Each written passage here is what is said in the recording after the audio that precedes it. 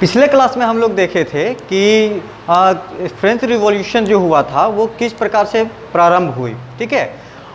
और उसमें ये भी देखे थे जब लुई 16 जब राजा बने थे तो उनके साथ बहुत ही प्रॉब्लम था, क्योंकि वो एक तो मात्र 20 ईयर के थे, ऊपर से उनका शादी विवाह हो गया था, लेडीज़ का टेंशन अलग था, है ना। साथ में सबसे बड़ा प्रॉब्लम उनके साथ ये था कि उनका ट्रेजरी जो था वो पूरी तरह से खाली था। तो आज के वीडियो में हम लोग यही देखेंगे कि जो एम्प्टी ट्रेजरी था ये किन कारणों से हुआ, क्योंकि राजा का ट्रेजरी खाली होना एक बहुत ही बड़ी बात होती है, ठीक है। तो क्यों खाली हुआ उसके बारे में जानते हैं। तो पहला बात ये है कि पहले के समय में अपना क्षेत्र को बढ़ाने के लिए, एरिया को बढ़ाने के लिए लड़ाइयाँ चलते रहती थी, ठीक है। जब लड़ाई चलते रहता था तो उसमें क्या है कि जब लड़ाई हो रहा है तो उसमें सैनिक भाग लेंगे, और सैनिक जब भाग लेंगे तो उसके लिए उनको भोजन का प्रबंध करना पड़ेगा, यहाँ से वहाँ जाने के लिए उनको सुविधा देनी पड़ेगी, गाड़ी मोटर या फिर जो जिस सुविधा से वो लोग जाते थे उसमें खर्च होता था। साथ में अगर सैनिक है तो उनको कुछ पैसा भी देना पड़ेगा, वेतन के रूप में भी देना पड़ेगा, क्योंकि ऐसा ही तो कोई भी काम करेगा नहीं। तो इस मामले में बहुत लंबी लंबी लड़ाइयाँ चलती थी, जैसे लगभग 50 साल 20 साल तक लड़ाइयाँ ऐसे ही लगातार चलते रहता था। कारण क्यों अपना क्षेत्र को बढ़ाने के लिए, इसके लिए वो लोग लड़ाई करता था, जिसमें बहुत ज़्यादा खर्च होता था, और खर्च होने के कारण उनका ट्रेजरी जो था वो धीरे धीरे समाप्ति की ओर बढ़ा, ठीक है। पहला पॉइंट ये था। दूसरा बात ये था कि वो जो अपना दुर्ग जो बनाए हुए थे, किला जो बनाए हुए थे, वो बहुत ही एक्सपेंसिव था और उनके मेंटेनेंस में बहुत ही खर्च होता था। वहाँ पर चौकीदारी करने के लिए, उसके देख रेख करने के लिए, है ना, और वहाँ पर जितने भी लोग काम कर रहे हैं उनको खाना, वेतन, ये सब देने में वो पैसा बहुत ज़्यादा खर्च करते थे। वहाँ उनको किला को सुरक्षा के लिए अनेकों सैनिक रखना पड़ता था, तो सैनिक रखने के लिए उनको वेतन भी देना है।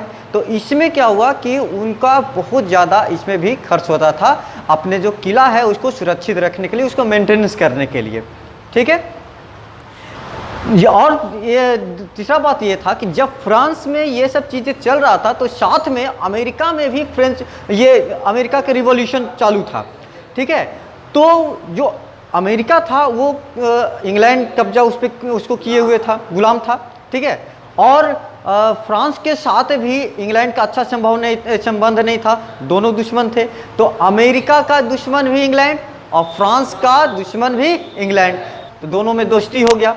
अब जो फ्रांस था वो अमेरिका को मदद करता था, और मदद करता था तो वही बात होता है कि वो जो फ्रांस था वो बहुत ही उदार किस्म का आदमी था, है ना। मतलब कि खुद को बेच दिया, है ना, खुद को बेच दिया अमेरिका को मदद करने के लिए। क्या बेच दिया कि वो जो था बहुत सारे सैनिकों या पैसे को अमेरिका में लड़ाई करने के लिए इंग्लैंड के खिलाफ भेजता था। साथ में पैसे की मदद वो दूसरे देशों से, यूरोपीय देशों से कर्ज लेके उसको देता था, है ना। हाँ, इतनी दोस्ती गहरी हो गई थी कि फ्रांस दूसरे से पैसा लेके उसको मदद करने में लगा हुआ था, जिसके कारण इस पे लोन का जो प्रेशर था वो बहुत ज्यादा बढ़ गया। लगभग $2 बिलियन के आसपास इस पे कर्ज हो गया उस समय में, ठीक है। जिसके कारण वो लोन का जो इंटरेस्ट रेट था वो बहुत हाई होने के कारण उसको इंटरेस्ट पे करने में ही बहुत ज्यादा पैसा खर्च हो जा रहा था, ठीक है। समझ में आया। उसके साथ ही उसका देश जब चल रहा है तो उसमें बहुत सारे संस्थाएं होती है, कॉलेजेस होता है, यानी कि रेगुलर एक्सपेंस उसमें होना जरूरी था। जैसे कि यूनिवर्सिटी चल रहा है, उसके गवर्नमेंट का ऑफिसेस हैं, कोर्ट है, ये सारे में जो वर्कर काम कर रहे हैं उनको वेतन, कॉलेज है उसमें प्रोफेसर काम कर रहे हैं तो उनमें उनको वेतन देना। तो ये जो रेगुलर एक्सपेंस था ये तो खत्म होने वाला काम नहीं था। जनता को फायदा, मतलब कुछ सुविधा देने के लिए कुछ ना कुछ उसको तो काम करना पड़ेगा। रोड बनाना, बिजली, ये सब चीजें सुविधा देने में जो था उसका पैसा खत्म हो रहा था, इनकम का स्रोत नहीं था, ठीक है। इनकम का स्रोत कैसे नहीं था, जो टैक्स मिलता था, जैसे अभी अपने देश में क्या है कि जो जितना कमा रहा है उसके अनुसार वो टैक्स दिया जाता है। ठीक है, जो अगर 10 लाख कमा रहा है तो ज्यादा टैक्स देगा, कम कमा रहा है तो कम टैक्स देगा, ऐसा अभी सिचुएशन है। लेकिन उस समय जो था कि जो थर्ड स्टेज के जो लोग थे, स्टेट के जो लोग थे, सिर्फ वही लोग टैक्स देते थे, जिसके कारण सरकार के पास पैसे बहुत कम आते थे। ठीक है, पैसा बहुत कम आता था। अब थर्ड स्टेट में कौन थे? मजदूर हो गए, किसान हो गए, तो वो लोग तो खुद गरीब थे, तो कितना टैक्स दे पाएगा, है ना। तो इसीलिए वो क्या था कि इसका ट्रेजरी धीरे धीरे खाली हो गया। ठीक है, अब क्या हुआ कि जब ट्रेजरी खाली हुआ तो सरकार इनकम बढ़ाने के लिए क्या किया कि थर्ड स्टेज वाले पर ही और टैक्स को बढ़ा दिया। ठीक है, और टैक्स को बढ़ाने लगा। ठीक है, जिसके कारण राजा के खिलाफ और लोगों में क्या हो गया, द्वेष उत्पन्न हो गया, प्रॉब्लम शुरू हो गया। ठीक है, ये था उसका ट्रेजरी खाली होने का कारण। ठीक है, अब इतना बड़ा साम्राज्य को चलाने के लिए पैसे की जरूरत है। ठीक है, और वही ट्रेजरी हमारा राजा का क्या हो गया था, खाली। इसीलिए वो लोग, राजा जो थे वो टैक्स बढ़ा देते। यही अगर करते कि जो अमीर लोग हैं, जो फर्स्ट स्टेज में थे, क्लर्जी थे, नोबिलिटी थे, वो लोग को अगर वो लोग टैक्स देते, ठीक है, तो वहां की सरकार का कुछ फायदा होता। लेकिन उन लोगों को एकदम से छूट दे के रखा था, वो लोग को कोई टैक्स नहीं था, और सिर्फ टैक्स देता था थर्ड स्टेज वाले, जो गरीब था। समझ में आया कि नहीं? उस समय फ्यूडल सिस्टम काम करता था, है ना। उस समय क्या था, फ्यूडल सिस्टम था। फ्यूडल सिस्टम क्या था कि एक बहुत अमीर आदमी व्यक्ति है जिसके पास बहुत सारे खेत वगैरह सुविधाएं हैं, और जो गरीब इंसान है, जो गरीब किसान है, वो उससे क्या करता था कि खेत लीज पर लेता था, यानी कि उस पे उधारी या फिर काम करने के लिए लेता था, और उसके बदले में उसको क्या होता है, पैसा देना पड़ता था। और इतना वो पैसा लेता था कि वो बेचारे किसान वगैरह जो थे वो सिर्फ पेट पाल रहे थे, और कोई भी उनका कोई सुविधा नहीं मिल पा रहा था। ठीक है, ये सारी चीजें था। तो उस समय फ्रांस में फ्यूडल सिस्टम का काम कर रहा था, और फ्यूडल सिस्टम के कारण गरीब का गरीब रह गया और अमीर का अमीर होते चला गया। ठीक है, तो हम लोग अभी देखें कि ट्रेजरी सिस्टम, ट्रेजरी जो खाली हुआ था उसका, वो किन किन कारणों से हुआ था। अब हम लोग आगे चलते हैं कि वहां के लोग जो थे वो सरवाइव कैसे कर रहे थे। इतना प्रॉब्लम होने के बावजूद वो लोग सरवाइव कर रहे थे, और सरवाइव जब कर रहे थे तो क्या क्या उनके साथ प्रॉब्लम हो रही थी, वो सारे के बारे में अब हम लोग जानेंगे। ठीक है, तो एक बुक में एक वर्ड आएगा, सब्सिस्टेंस क्राइसिस।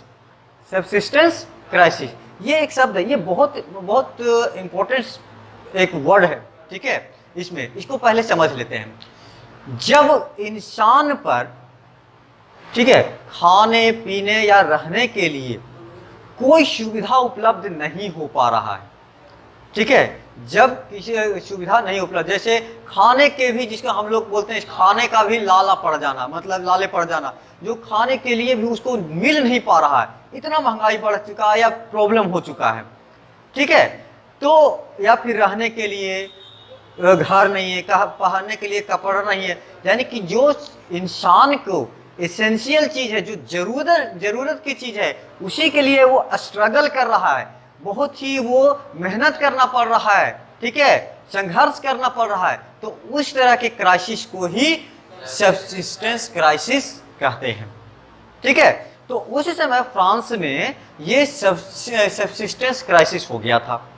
तो सब्सिस्टेंस क्राइसिस जो हुआ वो किन किन कारणों से हुआ, इसके बारे में जानते हैं।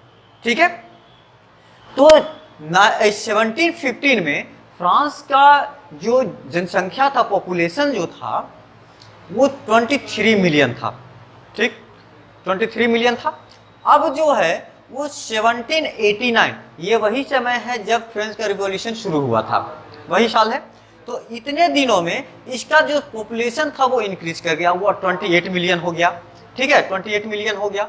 अब 28 मिलियन जब हो गया तो जितना पॉपुलेशन बढ़ेगा उसके अनुसार उसका डिमांड भी बढ़ेगा। ये रूल है, ठीक है, इकोनॉमिक्स का रूल है कि जितना जनसंख्या बढ़ेगा उसका जो प्रोडक्ट उसको जो चाहिए इंसान को उसका डिमांड बढ़ेगा। तो वहां भी इसी तरह का सिचुएशन हुआ। क्या सिचुएशन हुआ कि पॉपुलेशन इंक्रीज किया। जब इंक्रीज किया तो ऐसा थोड़ी है कि जितना अभी हमको खाना मिल रहा है, जितना 4 आदमी खाना खा रहे हैं और अगर 8 आदमी आ गए तो वही खाना में हो जाएगा, नहीं होगा, खाने की जरूरत ज्यादा बढ़ेगा। ठीक है, तो क्या हुआ कि इंक्रीज फूड ग्रेन्स डिमांड, जो खाने के सामान थे उसके डिमांड बढ़ गया। ठीक है, पॉपुलेशन बढ़ा तो इसके खाने का डिमांड भी बढ़ेगा, बिल्कुल ठीक। अब जब फूड डिमांड जब बढ़ गया, लेकिन वहां का सिचुएशन ऐसा था, एक तो फेडरल सिस्टम के कारण खेती बाड़ी ढंग से नहीं कर पा रहे थे लोग, ठीक है, टैक्स में सारा चीज पेट पालने में मुश्किल हो रहा था, और साथ में जो अनाज वगैरह हो रहा था, तो जो प्राकृतिक रूप से आपदाएं आती है उसके कारण क्या हो रहा था कि वहां पे फसल हो ही नहीं पा रहा था, यानी फूड ग्रेन्स का इंक्रीजमेंट नहीं था, वहाँ पे भोजन की जो भी चीज़ें थी वो नहीं बढ़ रहा था, कभी सूखा पड़ जा रहा था, कभी ओला पड़ जा रहा था। तो ये सब कारणों से क्या हो रहा था कि फसल बढ़ नहीं, मतलब कि उसका फसल का प्रोडक्शन जो है वो रुक गया था, बढ़ नहीं पा रहा था। जनसंख्या बढ़ते जा रहा है, डिमांड बढ़ते जा रहा है, लेकिन प्रोडक्शन कम है, प्रोडक्शन कम है। तो हम लोग देखते हैं कि कोई चीज का डिमांड ज्यादा है और वो सामान कम है तो उसका रेट हाई होगा, बढ़ेगा, बिल्कुल। जैसे गोल्ड है ना जी, सोना चांदी है, ठीक है, गोल्ड जो है वो देखो छोटा सा 10 ग्राम का वो 50,000 60,000 रुपया होता है। क्यों? क्योंकि वो बहुत मुश्किल से मिलता है, डायमंड है बहुत मुश्किल से मिलता है ना, इसीलिए उसका रेट जो है बहुत हाई है, क्योंकि डिमांड तो है, उसका डिमांड है, लेकिन उसका प्रोडक्शन जो मिलता है वो बहुत ही कम है, बहुत ही कम है ना। जैसे हम लोग अपना मार्केट ही देख लो, सब्जी का मार्केट होता है, जब सीजनली कोई चीज होता है, जब सीजन होता है तो सारे किसान जो है वो एक तरह का फसल उपजाए, मान लेते हैं कि आलू उपजाए, ठीक है, तो सारे किसान आलू उपजाए, तो आलू उपजाए तो उस समय प्रोडक्शन मेरे पास हाई हो गया, जब प्रोडक्शन हाई हो गया तो उसका रेट देखेगा कम हो गया, और उसी को क्या करते हैं कि आलू जो है वो कोल्ड स्टोरेज में रख दिए। अब जब वो मार्केट में खत्म हो गया, यानी कि सीजन उस चीज का खत्म हो गया, तब क्या हुआ कि उसको कोल्ड स्टोरेज से निकाला तो देखेगा कि उसका आलू किसान क्या है, वेट कम है, मतलब कि उसका कम है प्रोडक्शन, तो उसका रेट क्या हो जाएगा, बढ़ जाता है, इकोनॉमिक्स से, ठीक है, ये इकोनॉमिक्स का रूल है, ठीक। तो इसका क्या हुआ कि प्रोडक्शन कम हुआ, तो इसके क्या हुआ कि फूड ग्रेन्स का डिमांड तो बढ़ा हुआ था, जिसके कारण इसका रेट भी हाई होता चला गया, ठीक है। तो price of food grains increase हो गया, यानी कि कम मात्रा में मिल रहा है तो वहां पे बहुत ही ज्यादा उसका रेट हो गया, एक एक रोटी खाने के लिए लोग तरसने लगे, ब्रेड का जो रेट था वो बहुत हाई हो गया, ठीक है।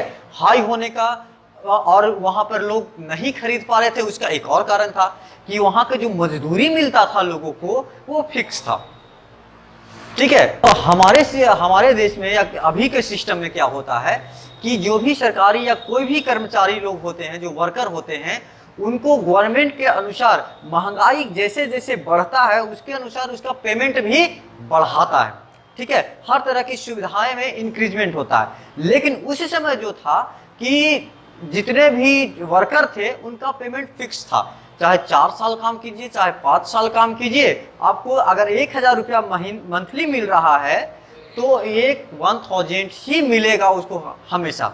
और महंगाई क्या हो रहा था वहां पे, बढ़ते जा रहा था, कोई भी सामान का क्या हो रहा था, रेट बढ़ते जा रहा था, ठीक है। और सामान बेचने वाला कौन था, अमीर आदमी लोग, जो अमीर आदमी था वो लोग।